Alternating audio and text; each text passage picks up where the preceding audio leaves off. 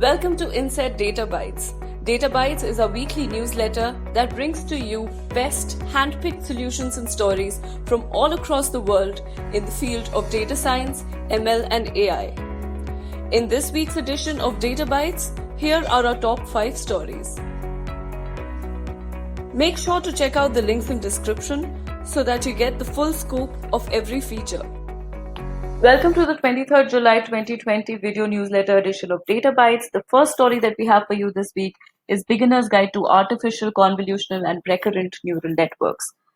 Now, artificial neural networks are essentially computing systems that are based on the biological neural networks that are found in our brain. Now, how they find patterns in data is by using something that's called associative memory. So they use associations that from the previous data that they've been exposed to make sense of the current data. And the two most popular neural networks in the deep learning space are convolutional neural networks and recurrent neural networks. Now, convolutional neural networks are used to make sense of visuals or imagery. So image detection comes under the purview of convolutional neural networks, while recurrent neural networks, they make sense of or they recognize patterns in texts or spoken words or written document of sorts. So make sure that you check out this article. This article talks about the applications, the introduction, and the difference between RNNs and CNNs and how information travels in each of them. The second story that we have for you is how are best apps using machine learning. So I'm sure that you know that all of the apps that you use on an average in your day use machine learning extensively, not only to get customer data, but also to better the customer experience when it comes to these different apps. So apps like Snapchat, Facebook, Google Maps, Zomato, Swiggy, Uber, Instagram, Oyo, Dunzo, also trip planning apps like Make My Trip, Ibibo, they're all using a machine learning to better understand the customer and to better position their products as well.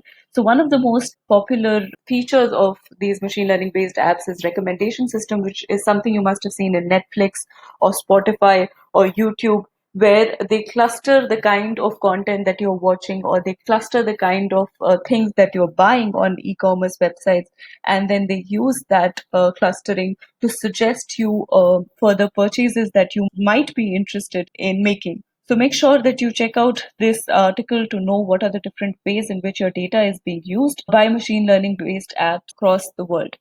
Now, the third story that we have for you is an Insight Spotlight interview with Kedarnath Rajarathanam from Cognizant. Kedarnath has been a GCD student since June 2019 and has close to 2 decades of experience in the IT sector. He's a technical project manager currently in Cognizant. Make sure that you go through his article to understand his journey, to understand the mistakes that he's made when he started out on this journey, his learnings, and how he has come out as a prosperous and progressive data scientist after his stint at Inset. The fourth story that we have for you today is data scientist salaries and compensation in India 2020. So I'm sure that you must have heard that data scientist is the sexiest job in the 21st century, as was claimed by the Harvard Business Review a few years back.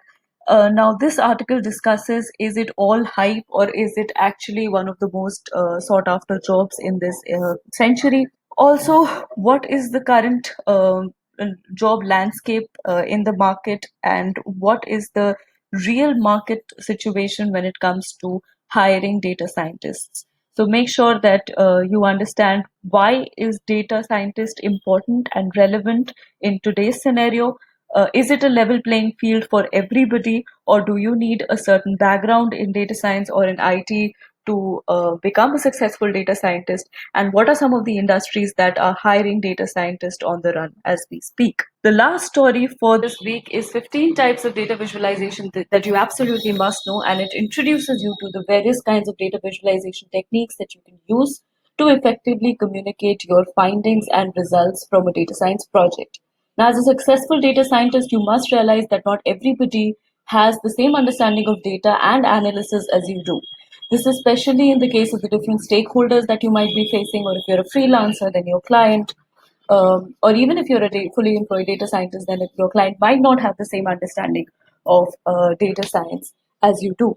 So what needs to be done is is that your findings and the results and your business propositions and ideas should be communicated effectively to the client or the person sitting across the table in the form of these interesting data visualization techniques. They can help you not only better visualize the data but also keep your audience engaged.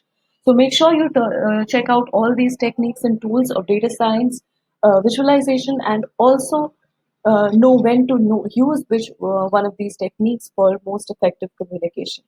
These are all the stories that we have for you this week. We'll be back next week with more such stories. Until then, stay tuned.